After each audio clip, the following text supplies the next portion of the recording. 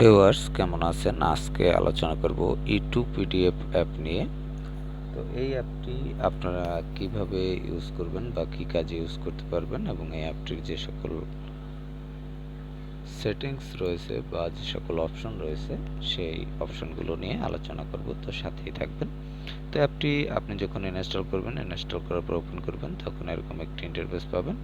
এখান থেকে আপনি যে 3 বার অপশন এটিতে টাচ করবেন। এটিতে টাচ করলে আপনি এখানে দেখতে পাবেন যে তাদের যে অপশনগুলো রয়েছে এখানে এর মধ্যে রয়েছে মেইন মেনু, তারপর রয়েছে হোয়াটসঅ্যাপ টু পিডিএফ, তারপর রয়েছে আপকামিং ফিচার।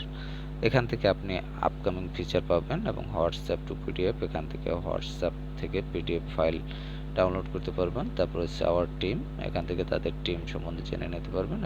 এরপর রয়েছে রেট অ্যান্ড রিভিউ। তো যাই হোক, এখান থেকে 5 স্টার রেট দিতে পারবেন এবং দেখতে পারবেন।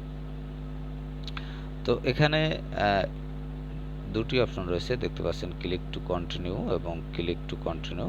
এটি দুটি অপশন। একটি হচ্ছে এক্সএমএল ব্যাকআপ অ্যান্ড রিস্টোর। এখান থেকে আপনি এক্সএমএল ব্যাকআপ ফাইল রিস্টোর করতে পারবেন, এসএমএস এবং কল লগ। এরপরে রয়েছে পিডিএফ ব্যাকআপ প্রিন্টেবল। তো এখান থেকে আপনি পিডিএফ ফাইল ব্যাকআপ নিতে পারবেন।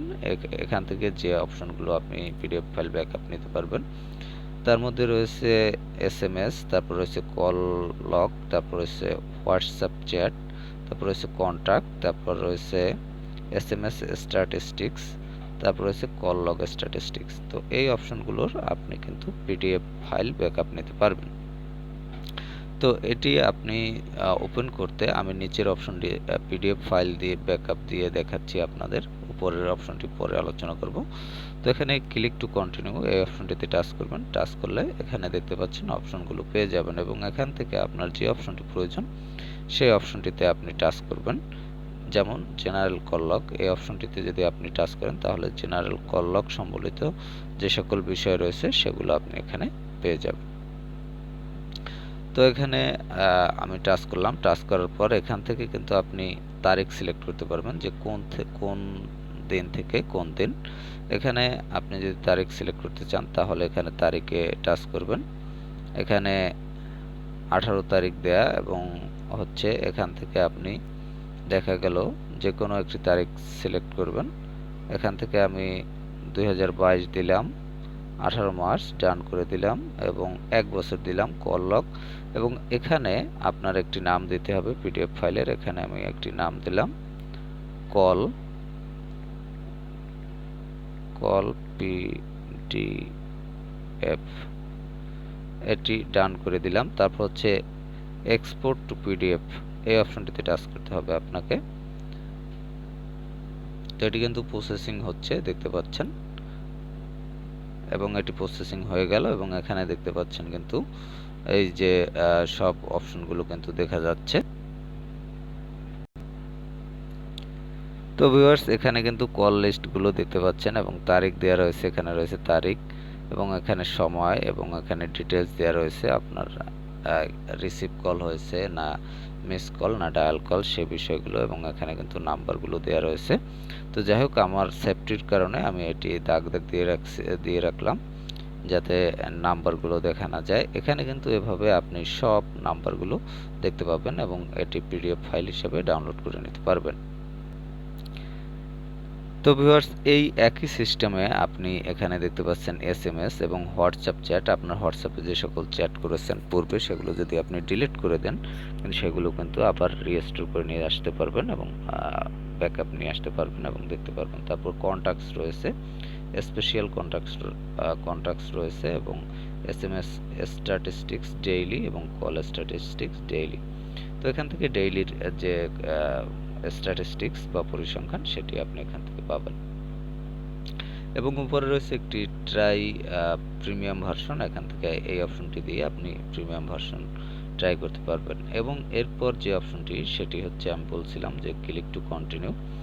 এখানে এক্সএমএল ব্যাকআপ অ্যান্ড রিস্টোর, এখানে এক্সএমএল ফাইলে আপনি ব্যাকআপ নিতে পারবেন। তো এক্ষেত্রে এসএমএস এবং কল লগ নিতে পারবেন এবং এখানে ক্লিক টু কন্টিনিউ এই অপশনটিতে টাচ করবেন। দেখতে পাচ্ছেন যে ক্লিক টু কন্টিনিউ, এখানে টাচ করবেন। এবং এখানে টাচ করার পর আপনি এভাবে দুটি অপশন পাবেন, SMS অ্যান্ড কল লক। তো এখান থেকে আপনি যে কোনো একটি টাচ করবেন। আমি SMS টাচ করলাম, তারপর ওকে টাচ করবেন এবং এখান থেকে আপনার সেম একটি ফাইলের নাম দিতে হবে। এখানে আপনার নাম দিতে হবে, এখানে আমি XML দিয়ে দিলাম। তারপর এটি ডান করে দিবেন। ডান করে দেওয়ার পর এখানে ক্রিয়েট SMS ব্যাকআপ এই অপশনটিতে টাচ করবেন। তো এখানে দেখতে পাচ্ছেন যে এখানে কিন্তু লেখা চলে আসছে যে আপনার টাইপ SMS এবং কাউন্ট হচ্ছে 113 এবং এখানে আপনি সেভ ফাইল এই অপশনটিতে টাচ করলে ফাইলটি সেভ হয়ে যাবে আপনার মেমোরিতে। তো আমি সেভ করে দিলাম। তো যাই হোক, এখানে আপনি সেভ সেভ করবেন, যে স্থানে সেভ করতে চান সেটি আপনি এখান থেকে সিলেক্ট করতে পারবেন। আপনি যদি হোয়াটসঅ্যাপে সিলেক্ট করতে চান বা ইমো বা ড্রাইভ বা জিমেইলে অথবা ইমেইলে, যেখানেই আপনি সেট আপ করতে চান বা এটি সেভ করতে চান আপনি সেভ করতে পারবেন। তো যাই হোক, আমি এই অপশনে সেভ করলাম না কোনোটিতে, আমি ব্যাক করলাম, যেহেতু আমি সেভ করতে চাচ্ছি না। আপনার প্রয়োজন হলে আপনি সেভ করে নিতে পারেন। তো যাই হোক, এভাবে কিন্তু আপনারা আপনাদের যে ডিলেট হয়ে যাওয়া পূর্বের দেখা যায় আপনার অনেক আগে 5 বছর 10 বছর আগে যদি কোনো SMS বা কোনো কল ফোন নাম্বার ডিলিট হয়ে যায় বা হোয়াটসঅ্যাপ নাম্বার ডিলিট হয়ে যায়, সেগুলো কিন্তু বা হোয়াটসঅ্যাপ চ্যাট হিস্টরি ডিলিট হয়ে যায়, সেগুলো আপনি এভাবে PDF ফাইলে কিন্তু আবার ব্যাকআপ নিয়ে আসতে পারবেন। তো এখানে দুটি অপশন রয়েছে, একটি হচ্ছে XML ব্যাকআপ আর একটি হচ্ছে PDF ব্যাকআপ। তো আপনার PDF ব্যাকআপটি ইউজ করবেন, তাহলে PDF ফাইলে আপনি এটি দেখতে পারবেন এবং ডাউনলোড করে নিতে পারবেন এবং সরাসরি আপনি এটি সেভ করতে পারবেন আপনার যে SD কার্ডে, সেটিতে আপনি সেভ করে নিতে পারবেন এবং XML ফাইল আপনি কিভাবে সেভ করে নিতে পারবেন সেটি আমি দেখালাম। তো যাই হোক, আপনার PDF ব্যাকআপ নেবেন, তাহলে এটি ভালো হবে এবং আপনার যে ছক আকারে আপনি সব জিনিসগুলো ডিটেলস পেয়ে যাবেন।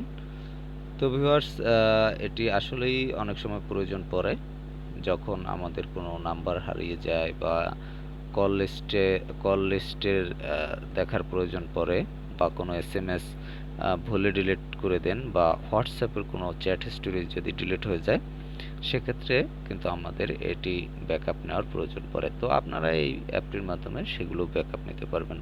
তো যাই হোক, অ্যাপটি যদি আপনি ইনস্টল করতে চান সেক্ষেত্রে প্লে স্টোরে গিয়ে E2PDF লিখে সার্চ করবেন, তাহলে পেয়ে যাবেন। এছাড়াও আপনি এটি পাবেন ভিডিও ডিসক্রিপশনে অ্যাপ লিঙ্ক দেওয়া থাকবে, সেখান থেকে লিঙ্কে ক্লিক করে আপনি ইনস্টল করে নিতে পারবেন। তো ভালো থাকবেন, কথা হবে আবার পরবর্তীতে।